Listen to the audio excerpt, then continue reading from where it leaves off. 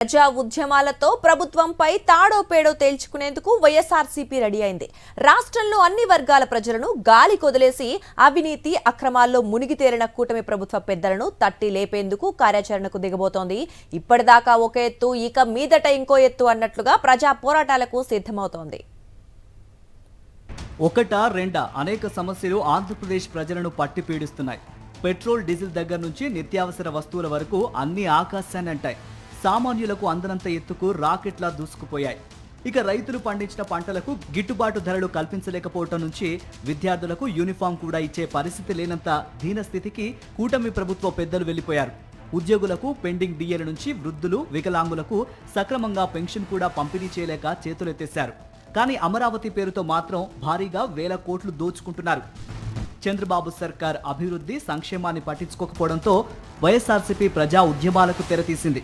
ఇప్పటికే రైతాంగం నుంచి మహిళలు, విద్యార్థుల వరకు ఎవరికి ఏ సమస్య వచ్చినా వారి తరఫున పెద్ద ఎత్తున పోరాట కార్యక్రమాలు చేపట్టిన వైఎస్ఆర్సీపీ ఇక మీదట మరింత దూకుడుగా వెళ్లడానికి ప్లాన్ చేసింది. ఈ నేపథ్యంలో వైఎస్ఆర్సీపీ అధినేత వైఎస్ జగన్ కీలక నేతలతో ఇవాళ ప్రత్యేక సమావేశం నిర్వహిస్తున్నారు.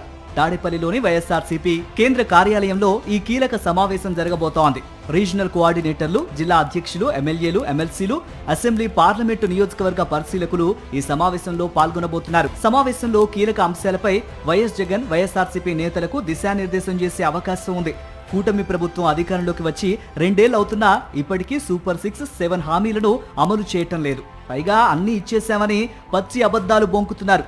అదేమని ప్రశ్నించే వారిపై అక్రమంగా కేసులు పెట్టి వేధిస్తున్నారు. ఈ నేపథ్యంలో ఇలాంటి అక్రమ కేసుల్ని ఎదుర్కొనేందుకు ఇంకా ఏమేం చేయాలనే అంశంపై కూడా చర్చించనున్నారు.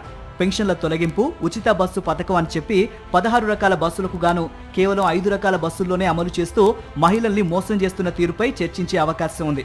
ఇంధన ధరల పెంపుపై కూడా కీలక నేతలతో చర్చించి కార్యాచరణ ప్రకటించే అవకాశం ఉంది. స్థానిక సంస్థల ఎన్నికలు కూడా త్వరలోనే జరగనున్నాయి. ఈ నేపథ్యంలో గ్రామస్థాయి నుంచి పార్టీని యాక్టివ్ చేయటం, క్యాడర్ను సమీకరించడం, కొత్త కమిటీల నిర్మాణం వంటి అంశాలపై వైఎస్ జగన్ నేతలకు స్పష్టమైన దిశానిర్దేశం చేసే అవకాశం ఉంది. ఇప్పటికే పార్టీ నిర్మాణంపై పూర్తి స్థాయి దృష్టి పెట్టిన వైఎస్ జగన్ ఏ జిల్లాలో ఏ స్థాయిలో పార్టీ నిర్మాణం పూర్తయిందో సమీక్షించే అవకాశం ఉంది. ఇక ఓటర్ల జాబితా సవరణ ప్రక్రియ ఎస్ఐఆర్ కార్యక్రమం కూడా జూన్ 15 నుంచి ప్రారంభం కాబోతున్న తరుణంలో ఈ అంశాన్ని కూడా పార్టీ సీరియస్ గా తీసుకుంది. పార్టీకి సంబంధించిన ఓటర్లు, సానుభూతి పరుల ఓట్లను అధికార పార్టీ నేతలు తొలగించకుండా చూసుకునే బాధ్యతను లీడర్లకు అప్పగించే అవకాశం ఉంది.